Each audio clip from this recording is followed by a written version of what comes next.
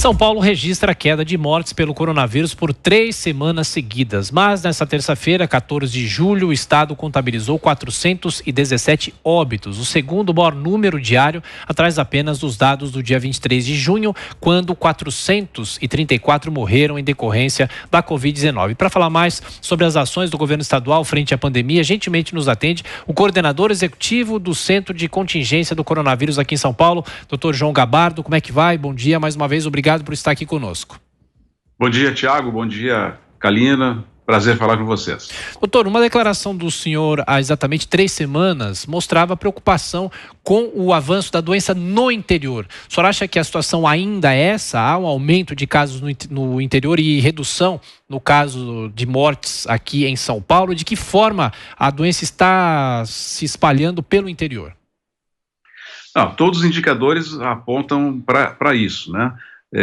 E a razão é muito simples. A epidemia, ela tem uma curva na capital diferente no interior, porque ela começou antes na capital. Ela começou antes, atingiu o pico, agora está numa fase descendente, enquanto que em parte das regiões de São Paulo, a epidemia começou posteriormente, e em alguns locais ela ainda está numa fase de ascensão, em outros ela já estabilizou. Então nós temos várias curvas para definir a situação epidemiológica do estado de São Paulo. Como de resto acontece no país.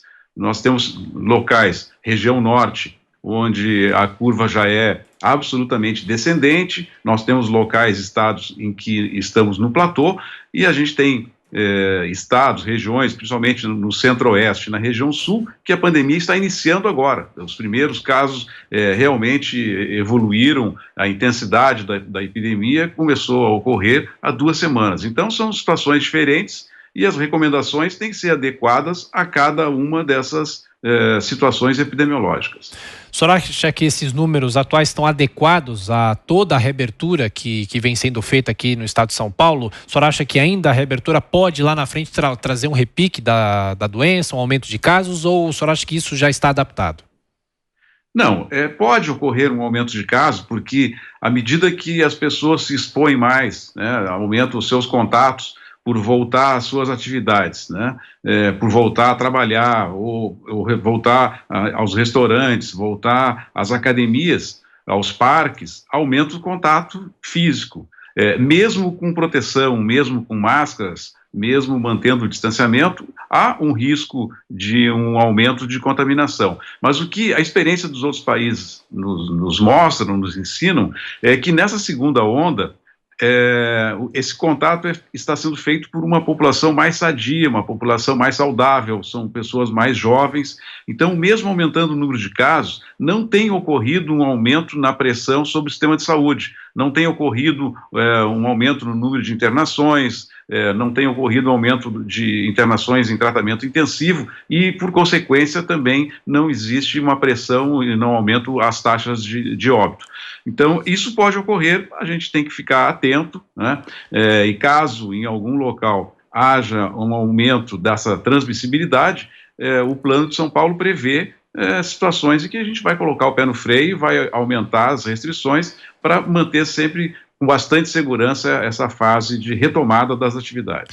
Doutor, o que se volta a discutir agora é a tal da imunidade de rebanho. Nós que somos leigos, não somos técnicos, enfim, não somos médicos, muitas vezes a gente tem um pouco de dificuldade de entender realmente, efetivamente, o que é isso. O senhor acha que vai ter um momento em que a maioria da população estará imunizada naturalmente? Isso acontece de que maneira ou ainda é cedo falar sobre isso? No caso aqui de São Paulo, claro.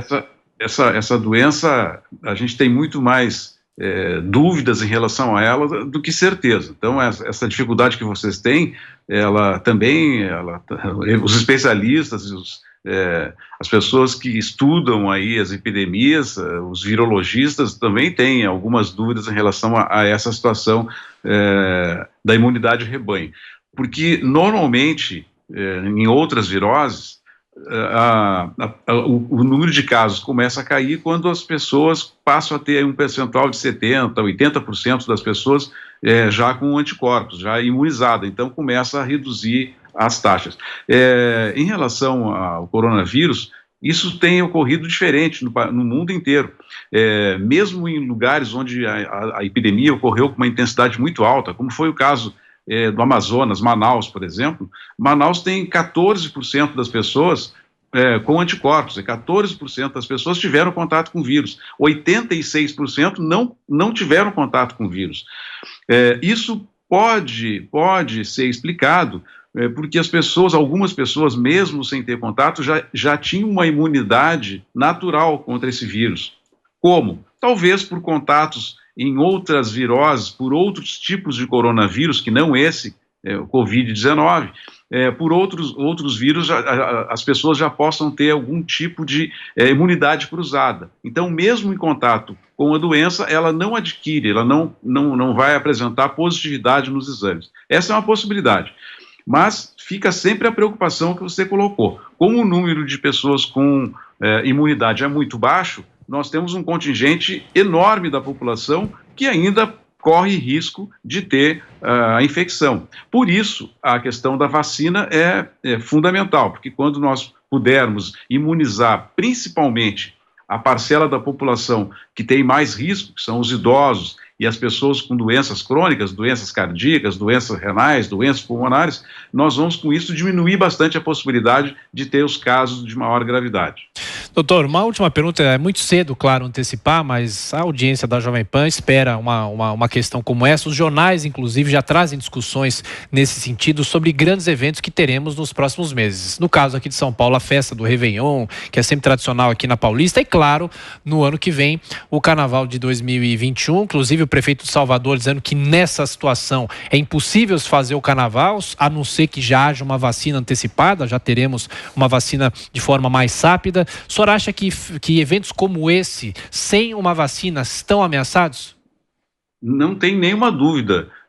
Nenhum gestor correria o risco de submeter a população não imunizada, uma população que ainda não teve contato, não tem anticorpos, não fez vacina, numa aglomeração como é o caso do Carnaval, onde as pessoas têm um contato físico muito próximo, há uma enorme aglomeração e uma grande possibilidade da transmissão da doença. Então, nós concordamos plenamente com o prefeito de Salvador e o Centro de Contingência de São Paulo pensa da mesma forma. Se até lá nós não tivermos vacina ou não tivermos tratamento, muito pouca, a chance é muito remota de autorizarmos ou recomendarmos ao governo a manutenção desses eventos com participação, com aglomeração enorme de pessoas. Seria um risco muito grande para a população.